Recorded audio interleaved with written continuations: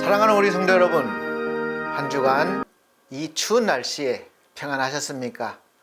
근래 들어 가장 추운 날씨 같습니다. 잘 지내셨습니까? 아니면 힘들게 지내셨습니까? 이런저런 모습, 이런저런 모양으로 지내시다가 하나님의 은혜로 이 시간 함께 예배드리게 됨을 감사드리고 찬양드리며 모든 은혜를 주신 우리 하나님께 영광을 올려드리며 우리가 감사한 마음으로 기뻐하는 마음으로 하나님 앞에 예배를 드리도록 하겠습니다. 다 같이 묵상기도 드리겠습니다.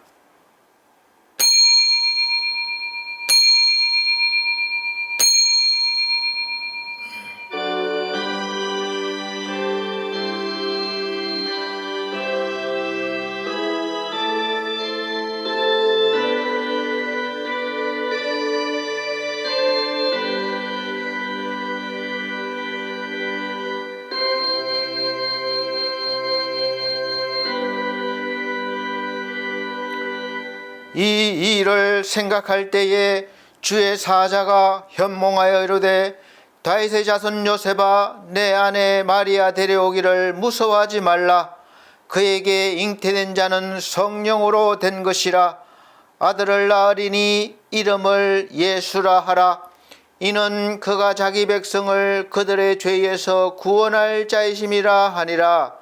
이 모든 일이 된 것은 주께서 선지자로 하신 말씀을 이루려 하심이니 이르시되 보라 처녀가 잉태하여 아들을 낳을 것이요 그의 이름은 임마누엘이라 하리라 하셨으니 이를 번역한즉 하나님이 우리와 함께 계시다 함이라.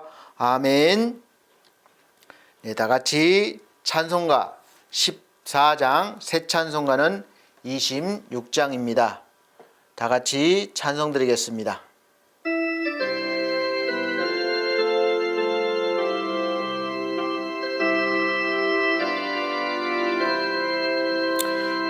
구세주를 아는 애들 찬송하고 찬송하세. 맘과 뜻과 힘 다하여 경배드리세. 주를 알지 못한 이들 주가 친히 인도하사 그의 피로 구속하니 찬송 부르세. 약한 사람 도움받아 시험 중에 참게 되니 모든 죄를 이길 힘은 믿음 보내라. 진리 대신 노래조는 영원토록 변함없네. 성도들아 주를 믿어 길이 섬기세.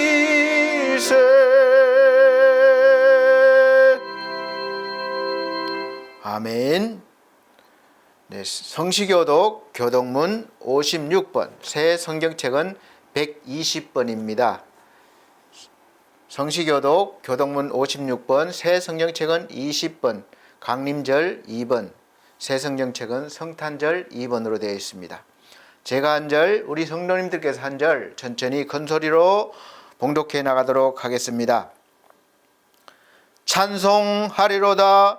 주 이스라엘의 하나님이여 그 백성을 돌보사 속량하시며 우리를 위하여 구원의 뿔을 그 종 다윗의 집에 일으키셨으니 이것은 주께서 예로부터 거룩한 선지자의 입으로 말씀하신 바와 같이 우리 원수에게서와 우리를 미워하는 모든 자의 손에서 구원하시는 일이라.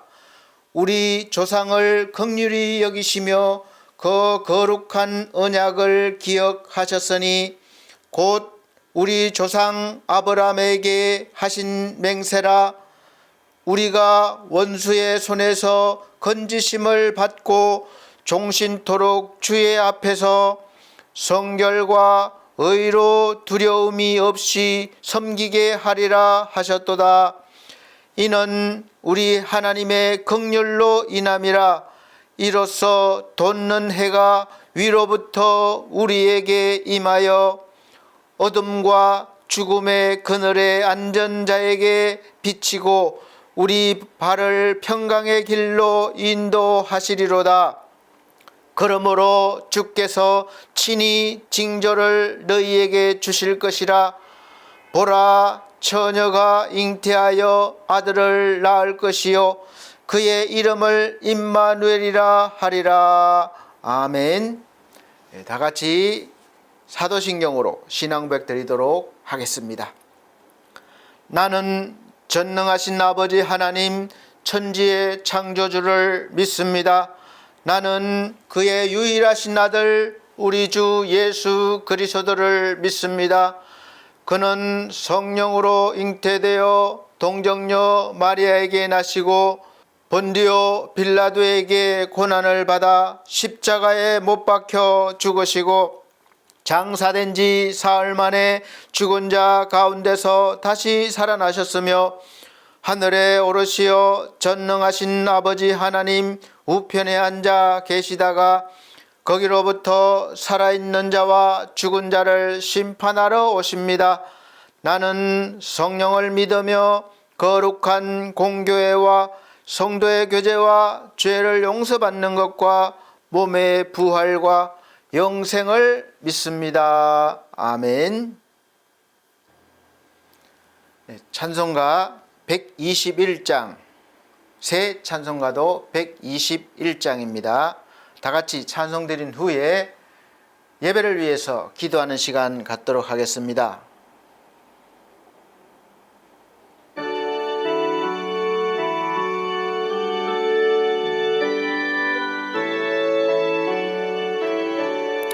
우리 구주 나신 날 목자 영광 볼 때에 천사 찬송하는 말 예수 과연 나셨네. 우리 엠거물이죠 모두 함께 절하세. 예수 그리스도 우리 주 베들레헴에 나셨네.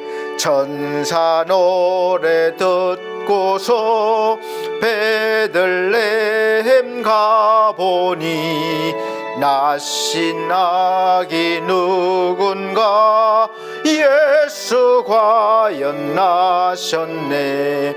우리 임금으리죠 모두 함께 절하세. 예수 그리스도 우리 주 베들레헴에 나셨네.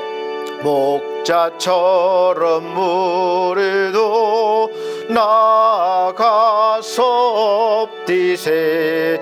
오늘 다윗 성에서 예수 과연 나셨네. 우리 엠거물이죠 모두 함께 절하세. 예수 그리스도 우리 주 베들레헴에 나셨네. 아멘. 다 같이 기도 드리겠습니다. 사랑이 많으신 우리 아버지 하나님, 추운 날씨 또 바쁜 생활로 정신없이 살다가 하나님의 부르심을 받아 오늘 예배 자리에 섰습니다. 늘 하나님이 함께 하심에도 불구하고 우리가 하나님을 알지 못하고 느끼지 못하고 내 힘으로 살기 위하여 아둥바둥 힘들게 살다가 하나님의 위로함을, 하나님의 사랑함을 받고자 이 자리에 왔습니다. 우리 주 예수 그리스도를 통하여 우리에게 베풀어 주신 그 귀한 구원과 은혜를 이 시간 풍성히 받아 위로받게 하시고 죄사함 받게 하시고 힘을 얻게 하셔서 하나님의 거룩한 자녀됨과 또 하나님의 백성됨과 또 하나님이 함께 하심을 깨달아 하나님 주시는 능력과 권세로 이제 더욱더 힘을 내어 살 수 있는 그런 은혜를 받게 하여 주시옵소서. 깨닫게 하여 주시옵소서. 영원한 죄에 빠져 형벌받을 수밖에 없는 우리를 불쌍히 여기시고 사랑하셔서 이 모든 저주와 사망을 해결하시고자 친히 말씀이 육신이 되셔서 이 땅에 오셔서 우리의 모든 죄와 허물을 대신 감당하여 주신 우리 주 예수 그리스도를 찬양하며 감사하며 오늘도 우리가 이 시간 그 주님을 깊이 받아들이고 또 감격할 수 있도록 도와주시옵소서. 주님이 오신 거룩한 탄생일을 우리가 기억하고 또 거기에 그치는 것이 아니라 날마다 주께서 함께 하심을 알고 우리가 그 은혜와 영광을 누리며 하나님의 영광이 되고 찬송이 되는 그날까지 또 자라고 또 자라 하나님이 기뻐하시는 자녀, 기뻐하시는 성도가 되기를 원합니다. 이 시간 말씀하여 주시옵소서. 듣겠나이다. 아버지 하나님 은혜 베풀어 주시옵소서. 이 나라 이 백성을 불쌍히 여기시고 하나님의 거룩한 나라, 하나님의 제사장의 나라가 되게 하셔서 세계 열방 가운데 하나님의 말씀을 증거하며 또 구원받을 영혼들을 인도하는 선도하는 대한민국이 되게 하여 주시옵소서. 여러 가지 어려움이 있지만 하나님께서 함께 하시고 지금까지 인도하여 주셨습니다. 하나님이 책임져 주시고 또 앞으로도 하나님의 나라로 세워주심을 믿습니다. 세워주신 지도자들을 통하여 이 나라가 올바르게 인도되어지며 하나님이 기뻐하시는 나라가 될 수 있도록 은혜 베풀어 주시옵소서. 우리 사랑하는 귀한 주의 자녀들 이 시간 위로받고 또 성령 충만함을 받길 원합니다. 또 이 종을 사용하여 주셔서 감사합니다. 종의 입술을 통하여 선포되어지는 말씀이 살아계신 하나님의 말씀이 되게 하셔서 전하는 자와 듣는 자가 하나님의 은혜 속에 거할 수 있도록 도와주옵소서. 이 모든 은혜를 감사드리며 예수 그리스도의 이름으로 기도하옵나이다. 아멘.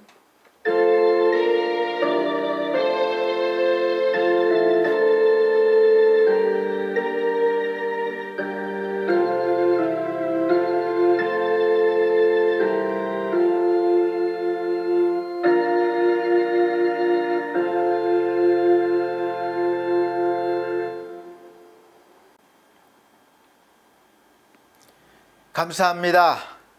이 시간 하나님이 우리에게 주시는 하늘의 양식, 생명의 양식은 신약 성경 요한복음 1장입니다. 요한복음 1장 1절로부터 14절 말씀입니다. 말씀이 좀 길지만 다 읽어야 우리가 그 맥락을 알 수 있습니다.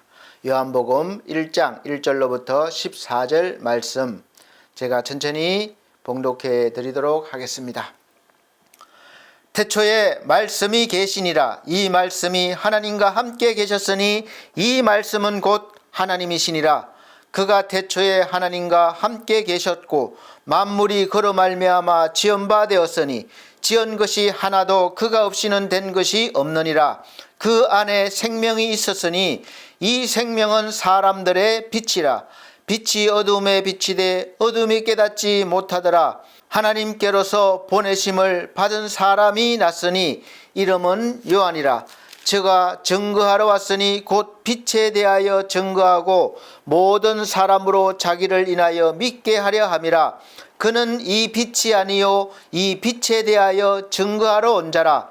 참빛 곧 세상에 와서 각 사람에게 비치는 빛이 있으나니 그가 세상에 계셨으며 세상은 그로 말미암아 지은 바 되었으되 세상이 그를 알지 못하였고 자기 땅에 오매 자기 백성이 영접지 아니하였으나 영접하는 자 곧 그 이름을 믿는 자들에게는 하나님의 자녀가 되는 권세를 주셨으니 이는 혈통으로나 육정으로나 사람의 뜻으로 나지 아니하고 오직 하나님께로서 난 자들이니라. 말씀이 육신이 되어 우리 가운데 거하심에 우리가 그 영광을 보니 아버지의 독생자의 영광이요 은혜와 진리가 충만하더라. 아멘.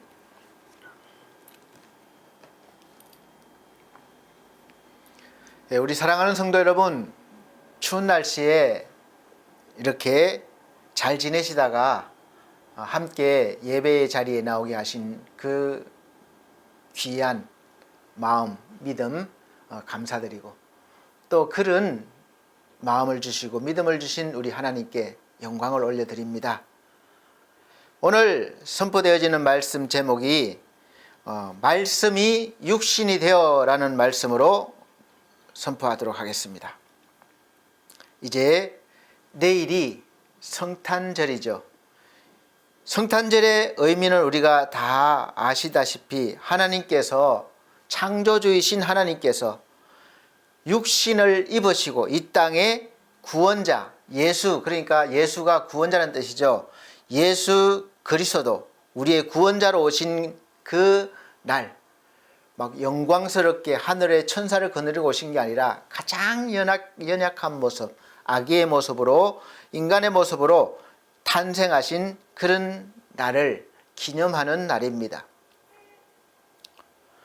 우리나라 말에 씨가 있다는 말은 있죠. 그러니까 말에 씨가 있다는 말은 말에 그만큼 힘이 있고 말에 그런 영향력이 있다는 말입니다.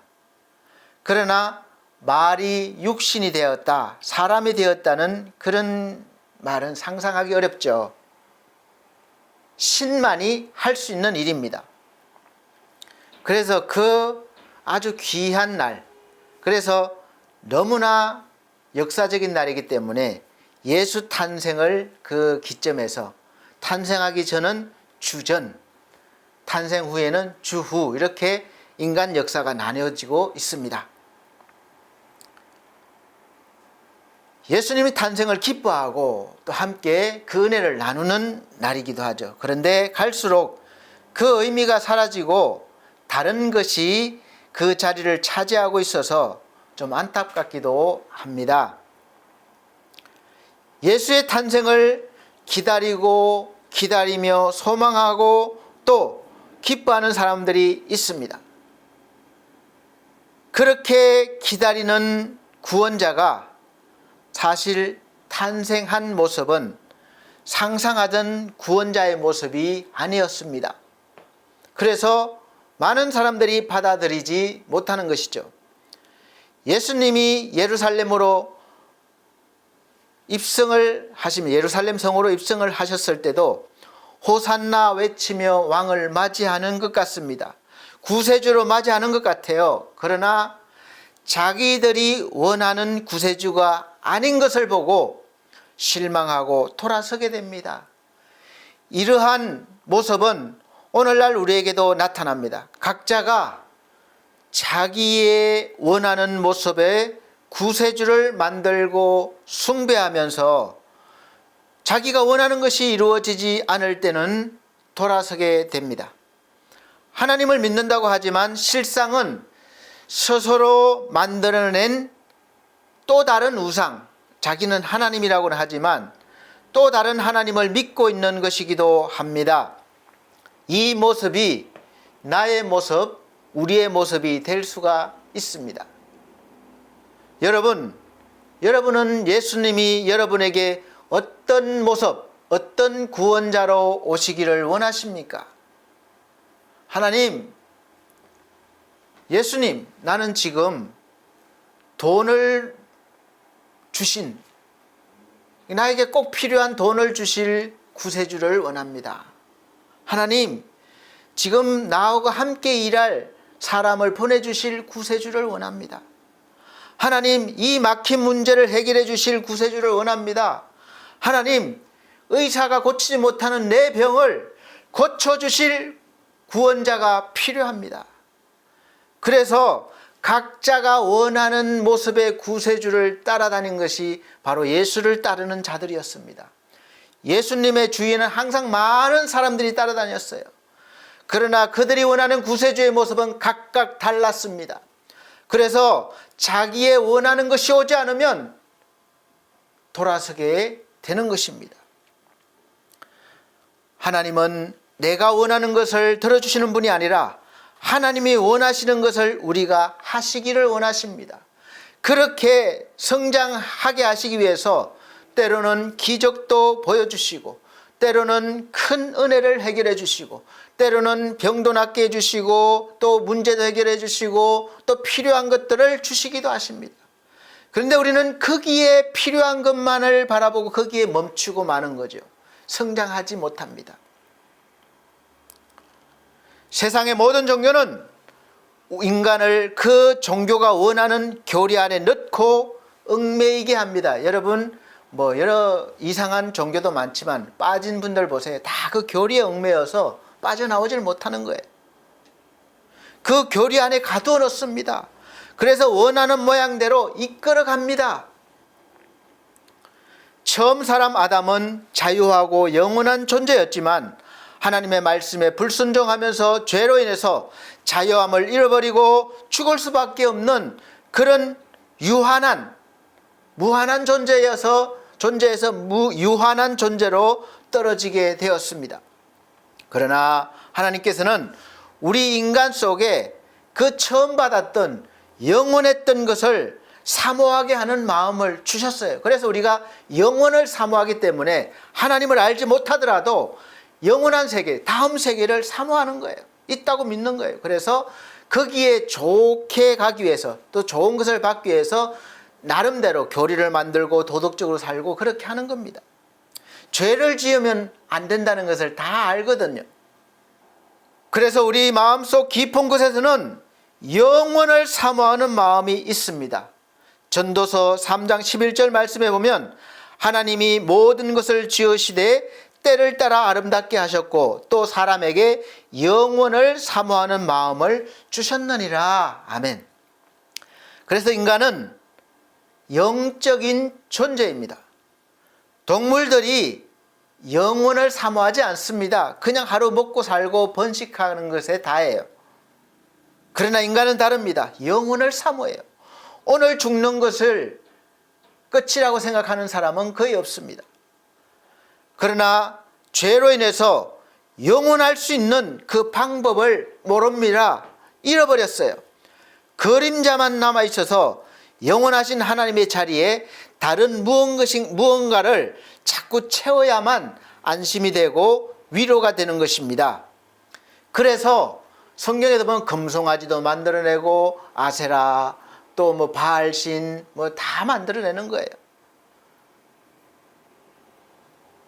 그 이후로부터 사람들은 자유한 존재, 영원한 존재였던 그 예전의 모습을 되찾고자 끊임없이 연구하고 노력해 왔습니다. 그래서 종교가 수없이 많이 생겨나고 또 신도 많아지게 되었습니다. 우리가 사도행전에 보면 이름을 알 수 없는 신까지도 혹시 노할까봐 그렇게 이름을 모르는 신을 모아서 또 제사를 드리는 거예요.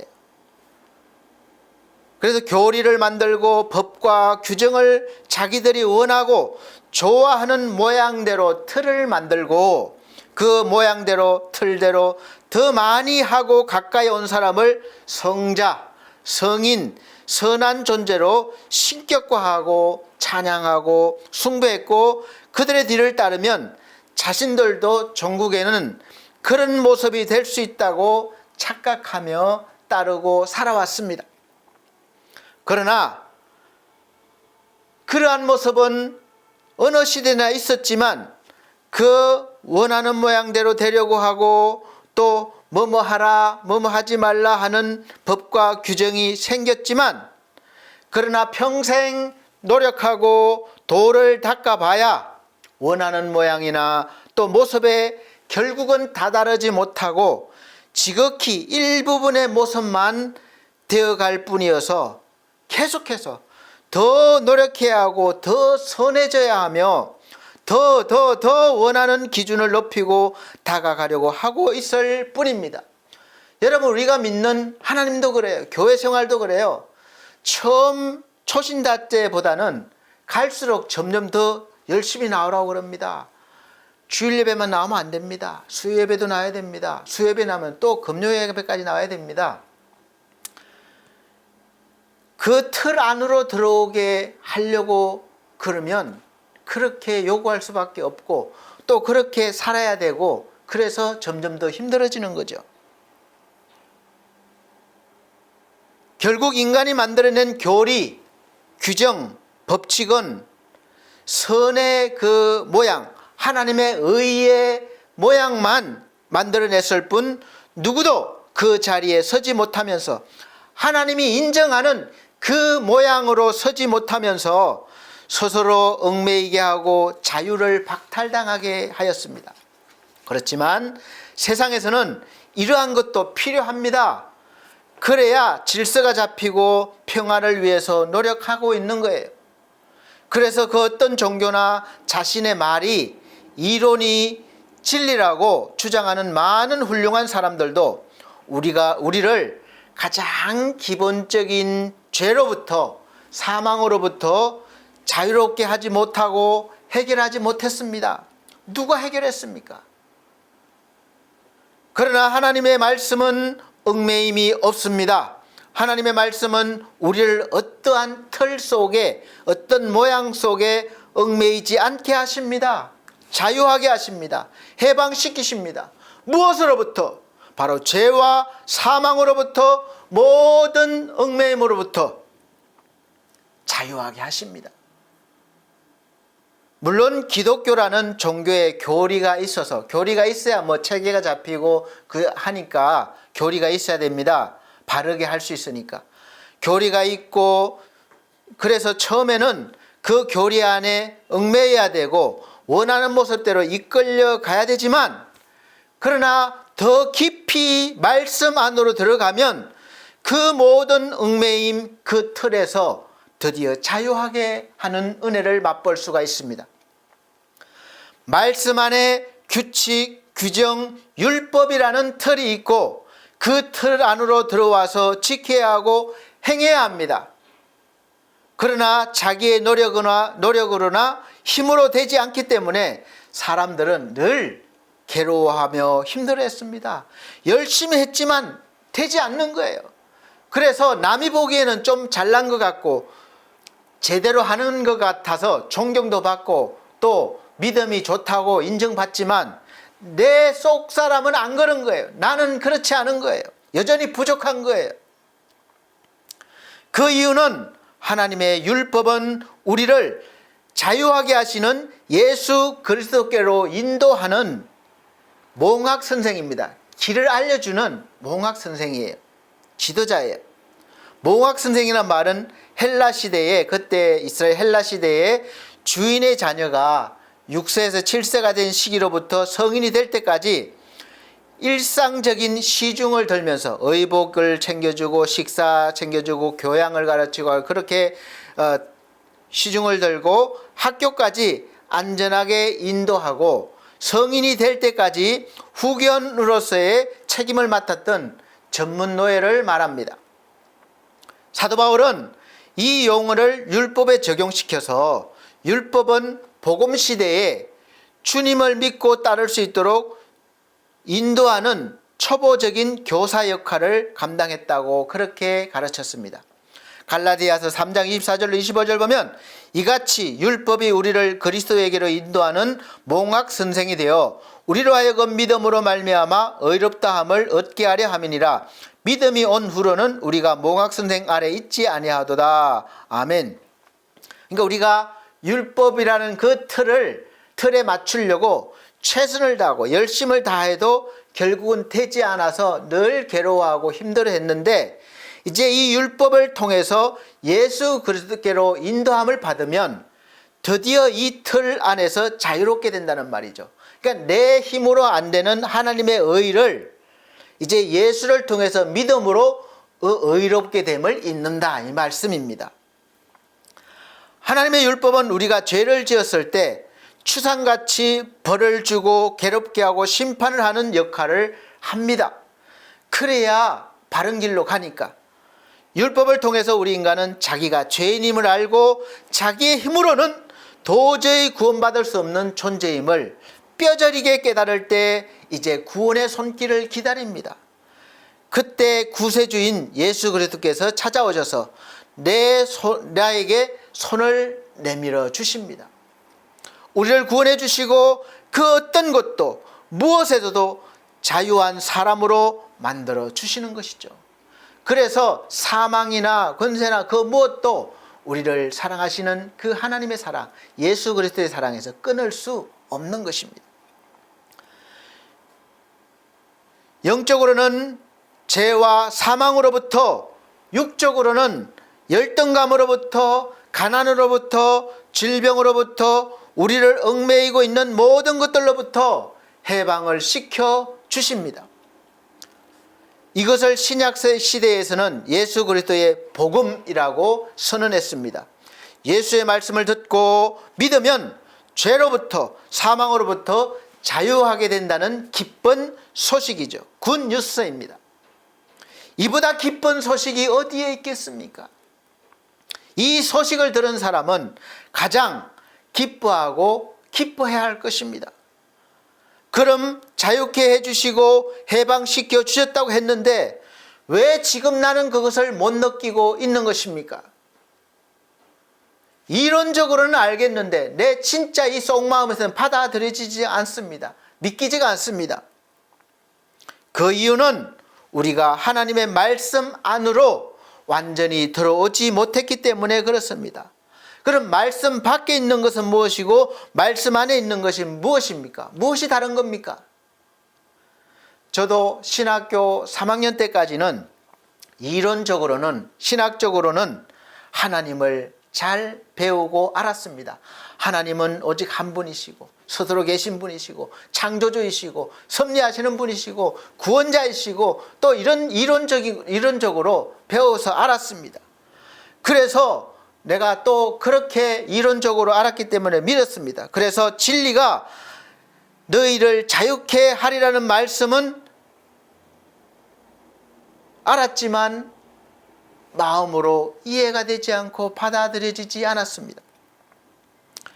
나는 이렇게 하나님을 믿고 열심히 새벽 기도도 하고 주일 예배도 드리고 또 신학교도 가고 열심히 하는데 왜 이 속에서는 죄의 그 느낌, 또 하나님 앞에 섰을 때 늘 부족하고 또 면목이 없을까? 자유함이 없을까? 고민했습니다. 나름대로 율법을 지키기 위해서 노력했지만 하면 할수록 자유가 아니라 얽매임이 되었기 때문에 그렇습니다. 말씀은 알았지만 말씀 밖에 있었기 때문에 예수와 하나 되지 못했던 것입니다. 히브리서 4장 12절로 13절 말씀 보시면 하나님의 말씀은 살았고 운동력이 있어 좌우에 날선 어떤 검보다도 예리하여 혼과 영과 및 관절과 골수를 찔러 쪼개기까지 하며 또 마음의 생각과 뜻을 감찰하니 지으신 것이 하나라도 그 앞에 나타나지 않음이 없고 오직 만물이 우리를 상관하시는 자의 눈앞에서 벌거벗은 것 같이 드러나니라. 아멘. 자, 하나님 말씀 밖에 있으면 하나님의 말씀이 아주 날선 검이 되어서 우리가 알지 못하는 깊은 내면의 속까지 감추어져 졌던까지 감찰하셔서 결국은 우리가 아무리 잘난 척하고 깨끗한 척해도 눈앞에서 벌거벗은 것 같이 된다는 말씀이에요. 그러니까 겉모습은 거룩하고 믿음이 좋게 보일지 모르지만 이 속은 그냥 칼로 다 이렇게 드러나게 하고 쪼개서 나의 모습을 적나라하게 보여줍니다. 그래서 너무 부끄러운 거예요. 볼 면목이 없는 것입니다. 그래서 늘 이 마음의 자유함이, 기뻐함이 없어요. 예수 믿는 기쁨이, 예수 믿는 행복이 없습니다. 늘 불편해요. 그러면 그럴수록 내가 더 노력해야지 이러한 마음이 생깁니다. 과거 정권이나 요즘 정권이나 항상 문제가 되는 게 감찰입니다. 어떤 특정한 대상을 정해놓고 그 사람의 과거, 현재를 다 조사해서 또 감시해서 그 사람의 잘못된 것을 판단하고 정죄를 합니다. 우리가 잘 알다시피 감찰을 하게 되면 단 한 사람도 깨끗한 사람이 없습니다. 그래서 우리나라 속담에 털어서 먼지 안 나는 사람 없다는 속담이 생긴 것입니다. 공직에 사람을 앉히려고 나름대로 추리고 뽑아서 이제 앉혀놓으려고 청문회를 하게 됩니다. 청문회를 하면 사실은 과거에 숨겨졌던 죄까지 다 드러나서 결국에는 부끄러움을 당하는 모습들을 우리는 종종 지켜봅니다. 단 한 사람도 깨끗해서 당신은 훌륭하십니다, 딱입니다, 그런 사람이 없었어요. 자격이 안 된다는 거예요.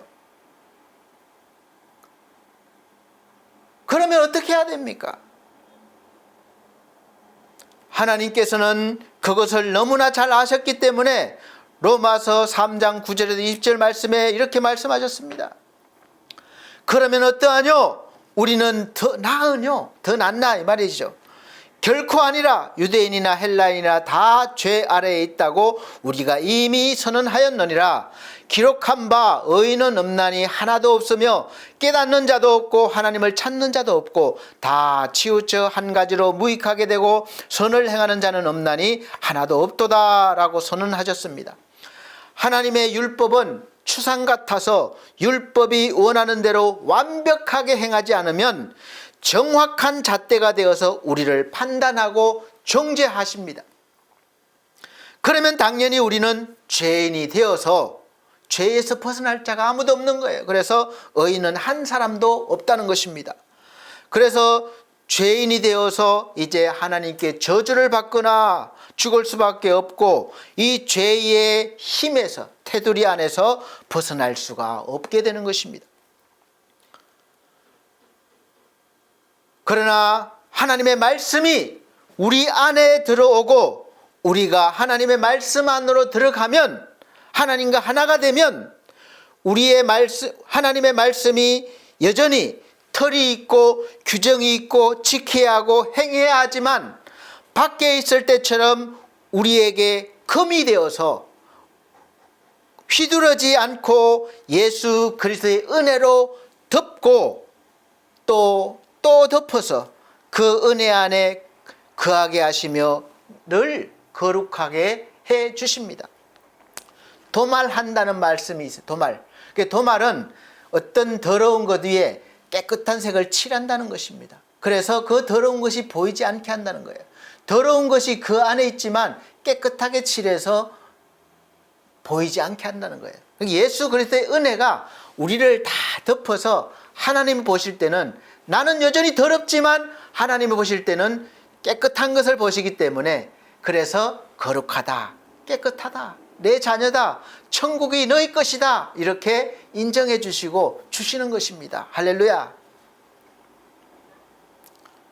우리가 이 말씀을 이해를 하려고 하면 이해가 되지 않습니다. 그냥 믿음으로 하나님 말씀을 듣고 읽고 묵상해 보십시오.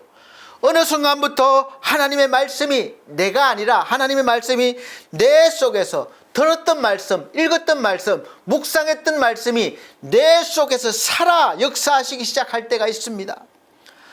그래서 내 속에서 여러 모양으로 생각이나 감동으로 또 여러 모양으로 또 기적으로 나타나셔서 역사하셔서 믿어지게 하시고 이해가 되게 하시는 놀라운 일이 일어날 것입니다.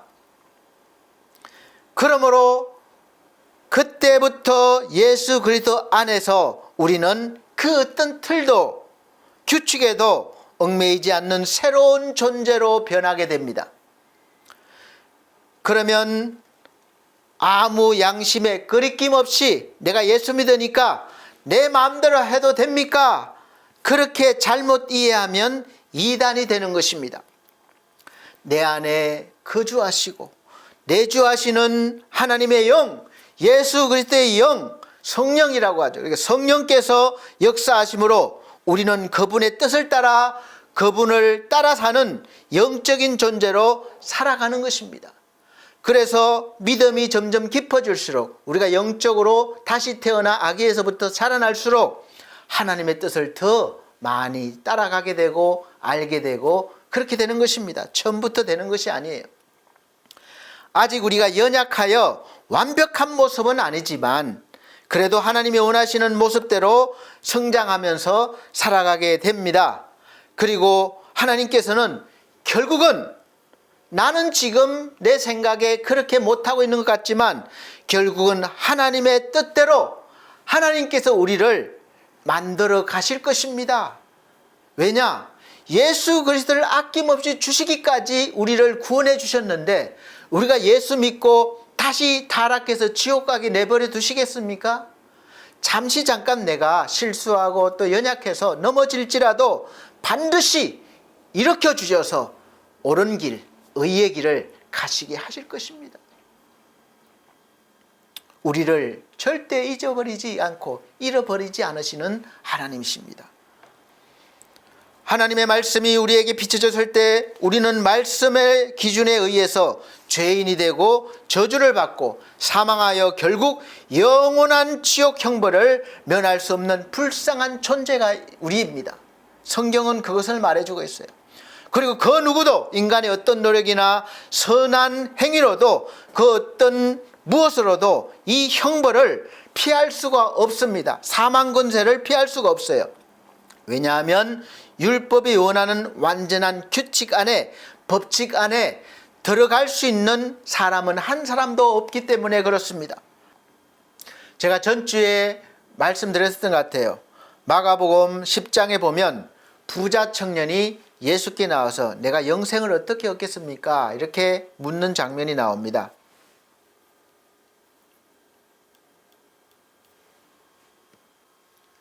자기 딴에는 율법이 원하는 것을 다 지키고 산다고 자부하고 있었어요. 자신의 행위로 영혼을 살려고 그랬던 거죠. 사실 처음 예수께 나갈 때는 아주 당당한 모습이었습니다. 예수님을 구세주로 본 것이 아닙니다. 선한 선생으로 본 거예요. 그래서 선한 선생님이요, 내가 무엇을 해야 영생을 얻으리까? 이렇게 묻습니다. 예수님께서 네가 계명을 아니까 계명을 지켜라. 뭐 살인하지 말라, 간음하지 말라, 도둑질하지 말라, 거짓 증거하지 말라, 뭐 그렇게 내 부모를 공경하라, 이렇게 하나님의 율법을 말씀하십니다. 그러니까 기다렸다는 듯이 아주 당당하게 내가 이것은 율법은 어려서부터 다 지켰나이다 이렇게 말합니다. 아마 속으로는 칭찬해 주시겠지 생각할 수도 있습니다. 그런데 예수님의 대답은 부자 청년에게 한 가지 부족한 것이 있다고 했습니다. 재산을 다 팔아서 가난한 자들에게 나눠주면 하늘에서 보화가 내게 임할 것이고 그리고 나를 쫓으라 이렇게 말씀하셨어요. 그러자 부자 청년은 재물이 많은 고로 이 말씀을 인하여 슬픈 기색을 띠고 근심하면서 갔다 이렇게 기록되고 있는데, 예수님께서는 재물이 있는 자는 하나님 나라에 들어가기가 심히 어렵다 이렇게 말씀하셨습니다. 그래서 이 말을 들은 주위 사람들은 깜짝 놀랐어요.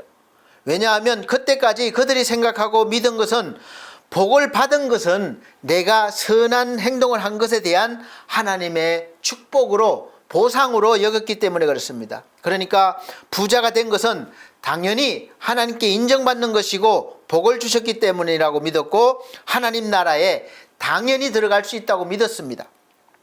우리도 그렇게 생각할 수 있습니다. 교회 다니면서 예수 믿으면서 열심히 신앙생활을 해서 내가 그래도 다른 사람들보다 내가 율법 안에서 선한 행동을 하고 도덕적으로 살고 하나님으로부터 또 많은 복을 받았고 누리고 있다고 생각하고 또 당연히 그렇게 됐을 때 나는 하나님의 백성이고 천국에도 당연히 들어갈 자격이 있다고 생각할 수 있습니다. 그러나 예수님은 선한 행위로 복을 받은 행위와 영생을 분리시켰었어요. 예수께서 천국을 비유하시면서 천국은 마치 밭에 감추인 보화와 같고 좋은 진주를 구하는 장사꾼과 같다고 그랬습니다. 이를 발견하고 자기의 소유를 다 팔아서 보화가 있는 밭을 사고 진주를 샀다고 비유하고 있습니다. 내 전 재산을 다 팔아서 바꿀 수 있는 것이 무엇입니까? 예수님은 우리에게 무엇을 말씀하시고 싶어 하시는 건가요? 진짜 내 재산을 다 팔면 천국을 살 수 있습니까? 안 됩니다. 예수님의 말씀은 다른 뜻이 있으신 것입니다.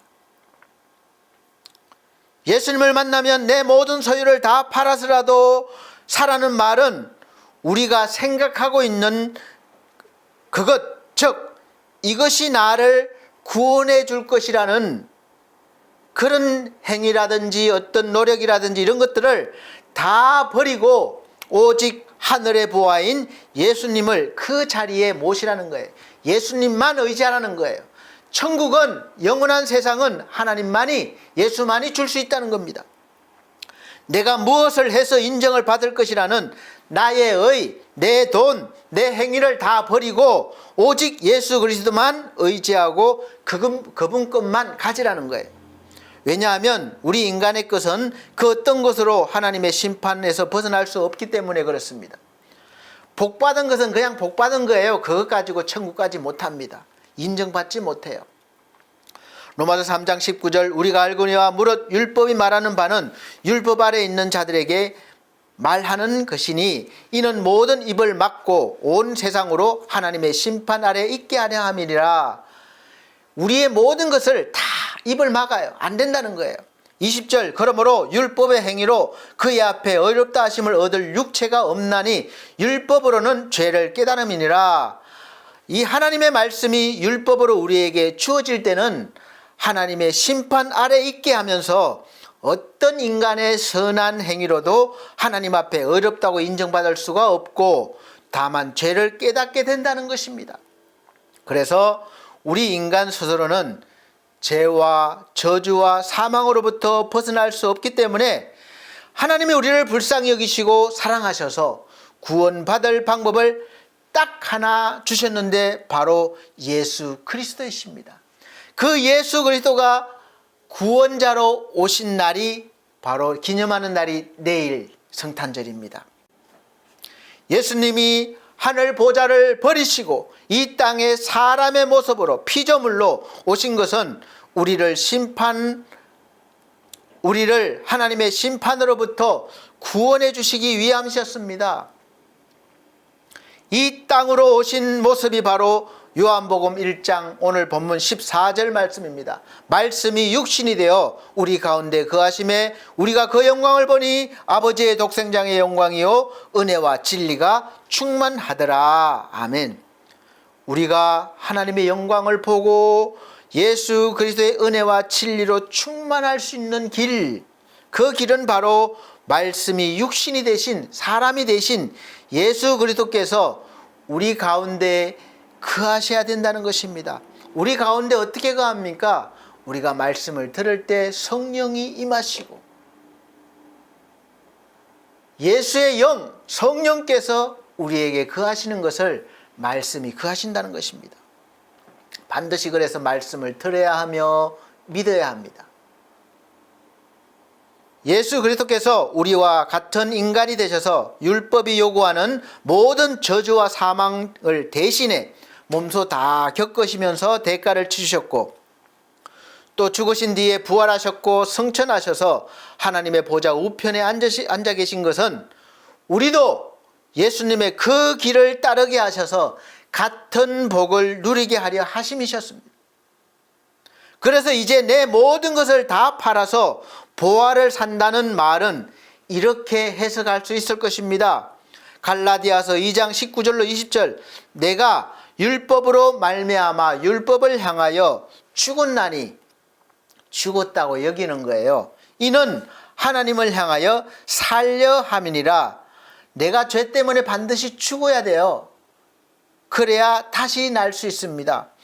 내가 그리스도와 함께 십자가에 못 박혔나니 내가 죽으면 끝나잖아요. 그래서 내 대신 예수께서 십자가에 못 박혔습니다. 그래서 그런즉 이제는 내가 산 것이 아니요 오직 내 안에 그리스도께서 사신 것이라.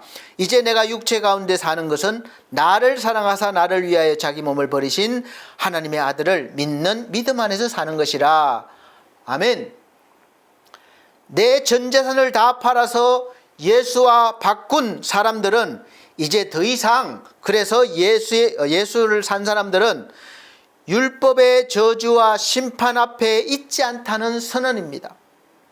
내 전 재산을 다 판다는 말은 돈을 바꾼다는 이야기가 아니라 내 마음, 내가 원하고 기대하는 것, 소망하는 것, 그것을 말합니다. 하나님께서 그렇게 여겨주신다는 거예요. 이것이 바로 칭의, 내가 잘해서가 아니라 하나님이 그렇게 여겨주시는 거예요. 은혜로. 우리 마음에서 선을 행하려고 하는데 몸이 말을 듣지 않고 또 원치 않는 죄를 행하게 되고 내 속에서 이 두 마음이 항상 싸우면서 나를 죄의 법 아래로 자꾸 사로잡아 와서 양심이 괴롭고 또 흔들리고 그런 마음으로 하나님을 또 섬기고 또 육신으로는 죄의 법을 또 따르더라도 우리는 단언컨대 이렇게 외치며 살아야 합니다.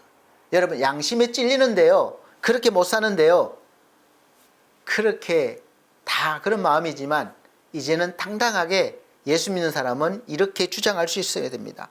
로마서 8장 1절 2절 그러므로 이제 그리스도 예수 안에 있는 자에게는 예수께서 이 모든 걸 다 하시고 대신 다 해주셨다는 거예요. 감당해 주셨다는 거예요. 그러니까 이제 그리스도 예수 안에 있는 자에게는 결코 정죄함이 없나니 이는 그리스도 예수 안에 있는 생명의 성령의 법이 죄와 사망의 법에서 너를 해방하였음이니라. 아멘. 할렐루야. 여러분, 이 말씀이 여러분의 말씀이 되시기를 바랍니다. 예수 그리스도께서 나를 죄와 사망에서 구원하시기 위해서 나 대신에 십자가에서 죽으셨고 살리시기 위해서 3일 만에 부활하셨고 영원한 하나님의 나라에서 살게 하시기 위해서 성천하시고 우리의 자리를 예비해 놓으신 줄 믿으시길 바랍니다. 그러면 이제 저와 여러분은 죄와 사망의 법에서 우리는 해방된 존재입니다. 죄와 사망이 더 이상 우리를 붙잡을 수가 없습니다. 완전히 해방되었기 때문에, 자유한 자가 되었기 때문에 그렇습니다. 우리는 이제 예수 그리스도를 영접함으로써 마귀의 자녀에서 하나님의 자녀가 되는 그런 영광과 권세도 누리게 되었습니다.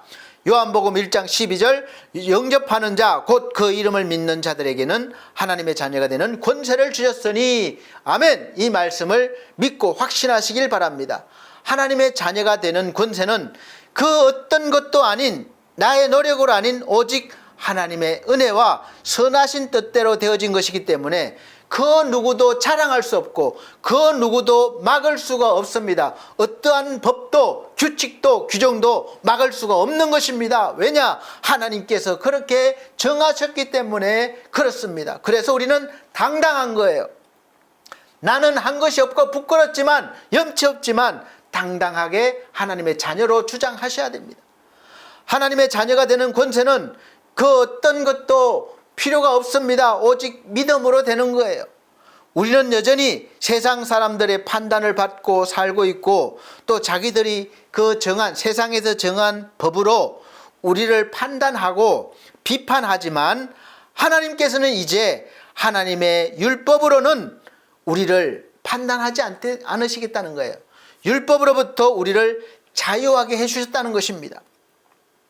율법이 원하는 규범과 규칙을 다 완벽하게 이루신 예수 그리스도가 나와 함께 계시고 그 예수 그리스도를 통해서만 우리를 판단하시기 때문에 하나님이 나를 인정해 주신다는 거예요.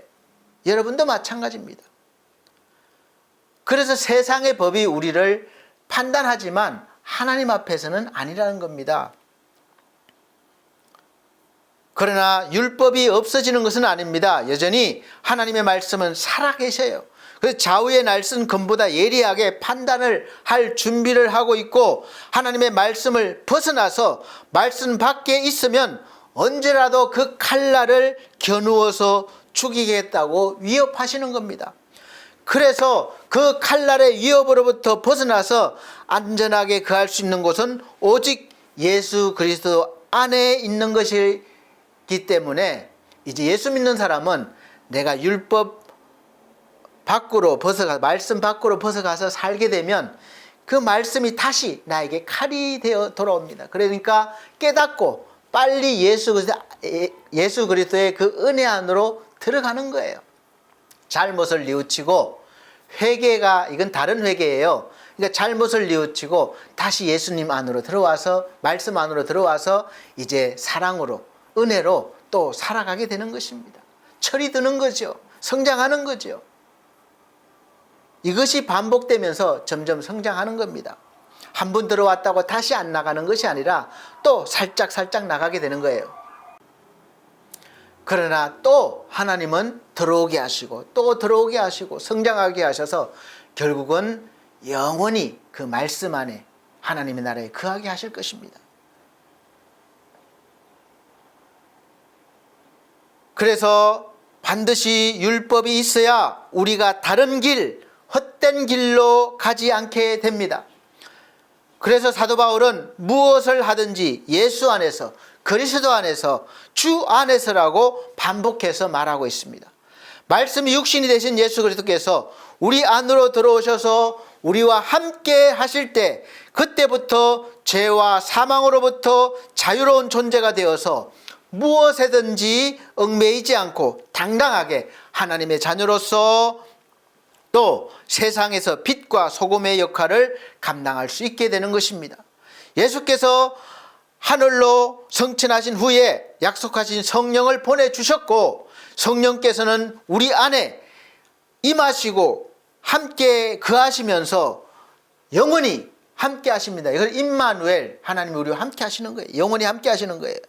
성령과 동행하는 사람은 다양한 하나님의 은사가 나타나서 하나님의 나라, 하나님의 영광을 위하여 기쁨으로 행복하게 자기에게 주어진 그 삶을, 또 해야 될 일을, 사명을 잘 감당할 수 있는 것입니다. 해나가는 것입니다. 말씀 안으로, 즉 예수 그리스도 안으로 들어온 사람은 그때부터 이제 자유한 존재, 저는 이것을 깨달았어요. 너무나 기쁩니다. 가장 기뻐하고 기뻐할 수 있는 일입니다. 해방된 존재로 이제는 은혜 안에서 무엇을 하든지 어디에 있든지 성령과 함께 동행하기 때문에 전혀 새로운 존재로 다양한 모습으로, 다양한 능력으로 예수 그리스도의 모습으로 살아가게 됩니다. 물론 그렇다고 현실적으로 모든 일이 완벽하고 형통하고 그런 건 아니에요. 여전히 어려운 가운데 있습니다. 실수도 합니다. 저도 우리 줘야 될, 드려야 될 것을 못 드리면 늘 마음이 무겁고 죄송하고 염치가 없어요. 괴롭습니다. 그러나 이러한 마음들도 항상 묶여있지 않고 또 주 안에서 위로받고 또 더 잘해야지, 또 꼭 은혜를 갚아야지, 이 미안하게 한 것을 나중에 정말 잘 갚아야지, 이러한 마음으로 살아가고 있습니다. 하나님은 어디에 계십니까? 하나님은 어디에도 없고 어디에도 있습니다. 무슨 말입니까? 말씀 밖에 있으면 무한하신 하나님을 인간이 자기가 원하는 유한한 모습의 하나님으로 만들어 놓고 그 하나님이 자기를 구원할 것이라고 믿고 있기 때문에 바로 이것이 이스라엘 백성들이 만들어낸 금송아지예요. 그 자리에 진짜 하나님은 계시지 않는 것입니다. 우리는 유한한 존재이기 때문에 무한한 하나님을 감당할 수가 없습니다. 그러나 하나님의 말씀이 육신이 되신 예수 그리스도께서 우리 안에 성령으로 들어오시면, 우리가 그분을 영접하면 그 순간 우리도 즉시 이제 무한한 세계가 열리고 무한한 영원한 존재가 되며 하나님의 자녀가 되기 때문에 그 어디에서 있든지 어디에 가든지 어디에서 기도하든지 하나님이 그 자리에 함께 계시는 것입니다. 내가 가는 곳에 주님도 함께 계셔요. 할렐루야. 그래서 말씀 밖에 있으면 어디에도 없고 말씀 안에 있으면 어디에도 계신 것입니다.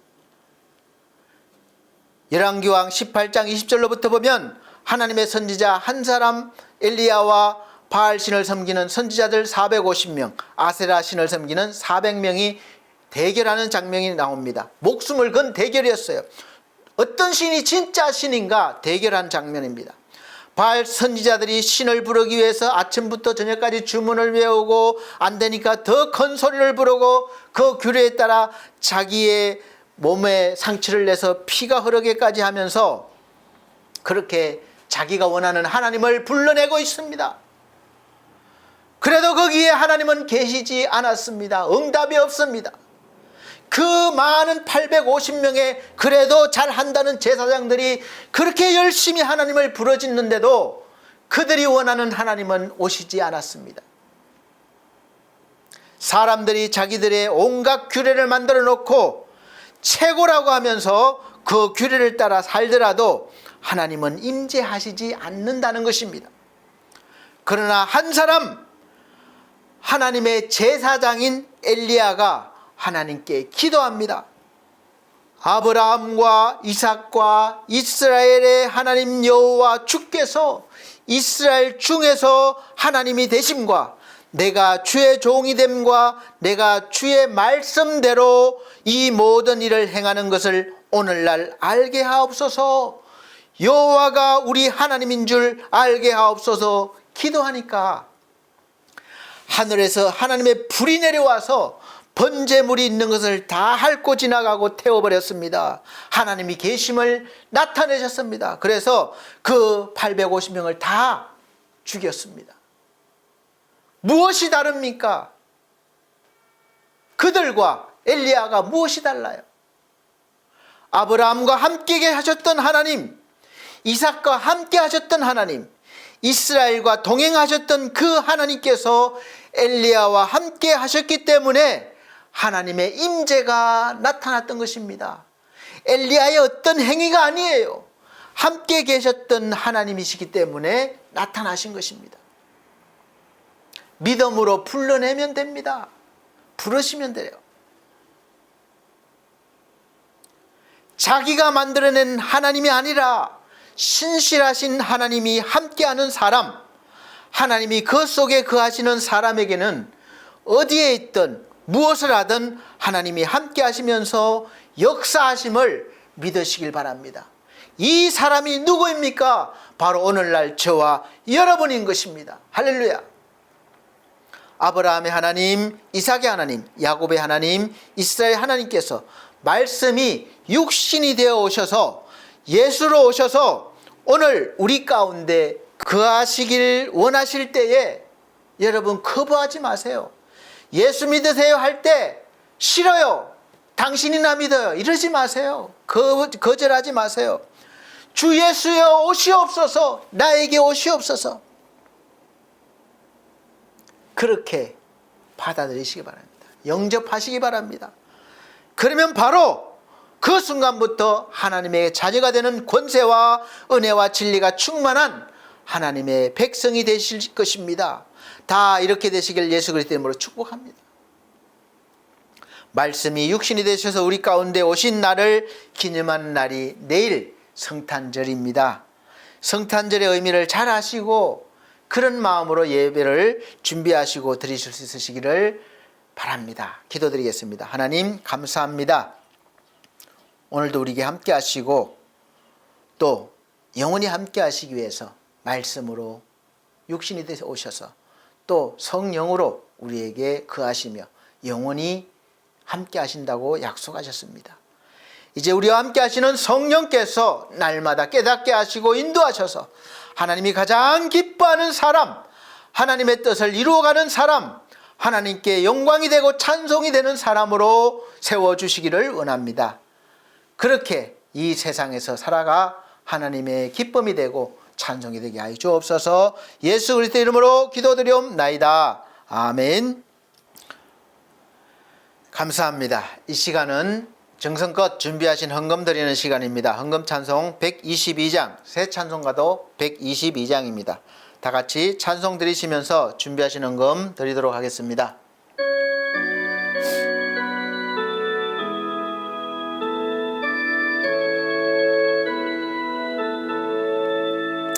참 반가운 성도여 다 에레와서 베들레헴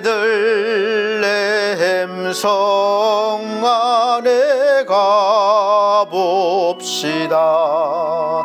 저 고요에 너의 신 아기를 보고 엎드려 절하세 엎드려 절하세 엎드려 절하세 구세주 났네 저천사여 찬송을 높여 불러서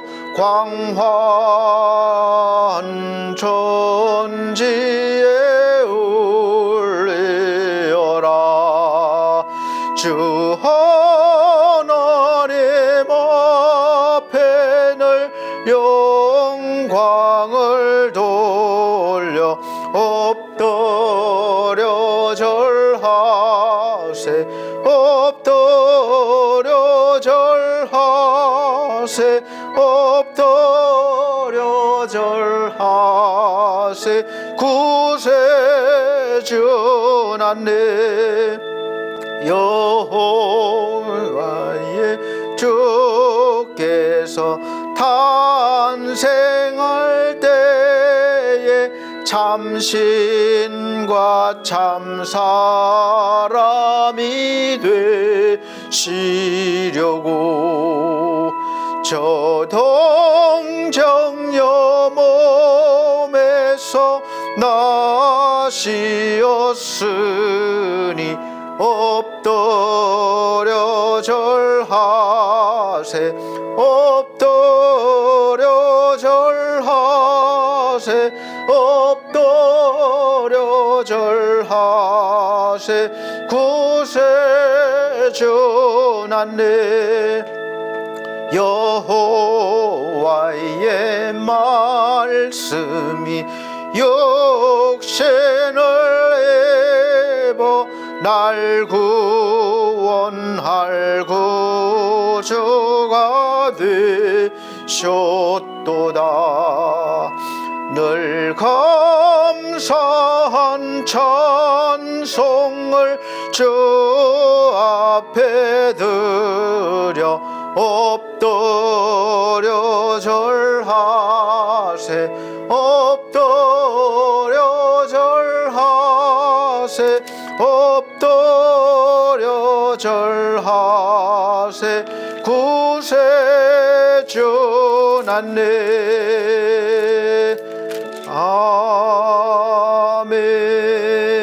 아멘. 드려진 헌금을 위해서 기도드리겠습니다. 전주 드린 헌금은 자막으로 올려드리고 있습니다. 하나님의 크신 돌보심과 사랑과 은혜에 감사합니다. 아버지께서 복 주심을 감사합니다. 열심히 성실히 일하여 수입을 올린 11조 예물을 아버지 앞에 드리면서 이 모든 것은 아버지로부터 온 것임을 고백드리며 믿음으로 드립니다. 또 날마다 살아있음을 또 이 시간 하나님 앞에 있음을 감사드리며 감사의 물 준비했습니다. 또 하나님 아버지 또 이모저모로 감사한 마음을 표현하기 위해서 귀한 예물 준비했습니다. 형편대로 준비했사오니 하나님 기뻐 받아 주시옵소서. 또한 몸으로 마음으로도 헌신했습니다.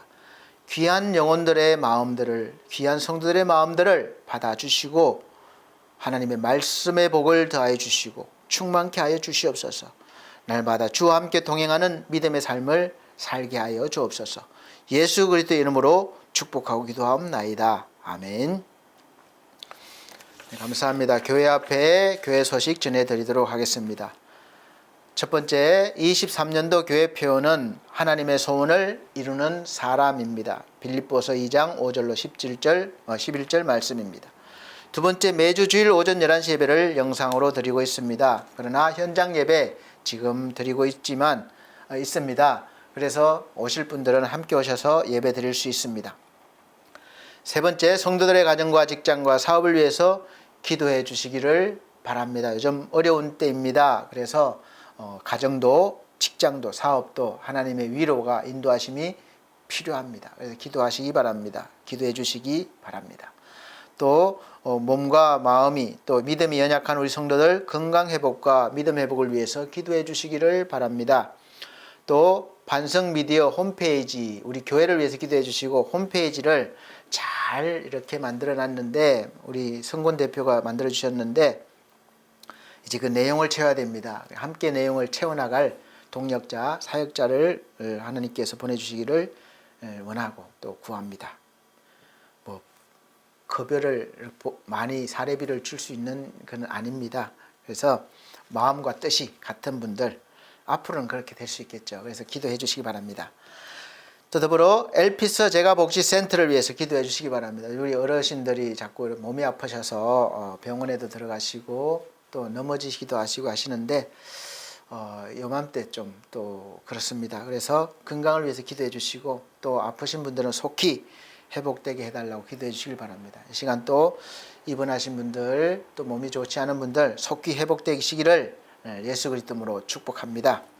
그리고 우리 엘피스 홈케어가 또 이 교회를 돕기 위한 사업인데 하나님께서 열어주시고 또 잘 되게 하셔서 함께 이 모든 것이 어우러져서 영혼을 구원하고 양육하고 인도하는데 귀 쓰임 받을 수 있도록 기도해 주시기를 바랍니다. 네 번째, 늘 푸른 요양원에서 오후 예배를 인도하고 있습니다. 우리 늘 푸른 요양원에 구원받을 영혼들이 차고 넘치고 또 우리 김경란 원장님께서 잘 은혜로 감당할 수 있도록 힘을 능력을 달라고 기도해 주시고 또 함께 일하시는 선생님들 또 직원분들도 예수의 사랑으로 할 수 있도록 해달라고 기도해 주시기를 바랍니다. 나라와 민족을 위해서 기도해 주시길 바랍니다. 요즘 정치 싸움이 좀 심한데 또 이렇게 정치인들이 잘 협력해서 우리나라를 잘 세워나갈 수 있도록 기도해 주시기를 바랍니다. 다섯 번째, 날씨가 매우 추워졌습니다. 건강관리 잘 하시고 또 집안 관리 잘 하셔서 뭐 수도가 터진다거나 뭐 이렇게 되는 일이 없도록 잘 보살피기 바랍니다. 그리고 마지막 여섯 번째는 12월 25일은 내일은 성탄 예배가 11시에 있습니다. 그리고 31일은 또 주일인데 주일 예배 드린 후에 오후 11시 30분부터 송구 영신 예배가 있습니다. 참석해 주시길 바랍니다. 축복 기도해 드리도록 하겠습니다. 그래서 오셔서 축복 기도 받으시고 또 내년도 소망을 하나님께 드리시기를 바랍니다. 다 같이 찬송가 61장 새 찬송가 54장 찬송 드리시고 축도로 예배를 마치도록 하겠습니다.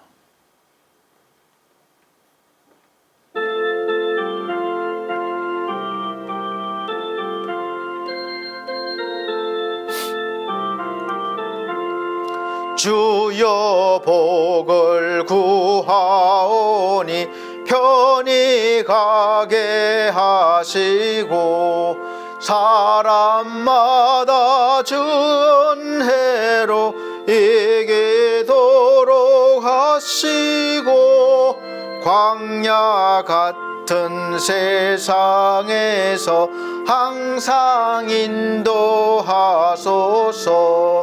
주의 복된 말씀 듣고 무한 감사합니다. 구원받은 주의 성도 열매 맺게 하시며 하나님이 우리 함께 항상 계시옵소서. 아멘.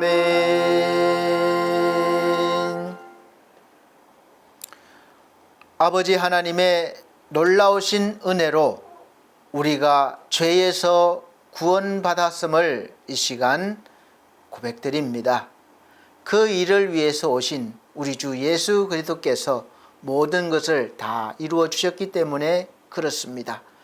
그러므로 우리는 이제 예수 그리스도를 믿고 또 모셔서 날마다 예수를 자랑할 수 있도록 하여 주옵소서. 우리를 구원하신 예수 그리스도를 힘입어 우리가 복된 인생을 살게 하여 주시옵소서. 주 예수 그리스도의 은혜와 하나님의 크신 사랑과 성령님의 감화 감동 교통하신 은혜가 중앙총회와 중앙총회 신학과 온석대학원대학교 그리고 우리 서울중앙선교회 우리 반석교회 모든 성도들과 이 시간 예배드린 귀한 영혼들에게 함께 계실지어다. 아멘.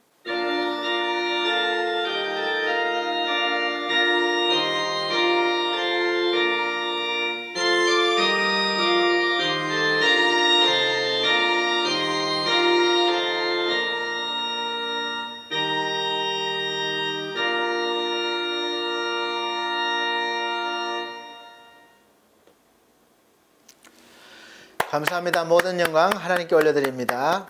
또 건강하게 잘 계시다가 다음 예배 때 뵙겠습니다.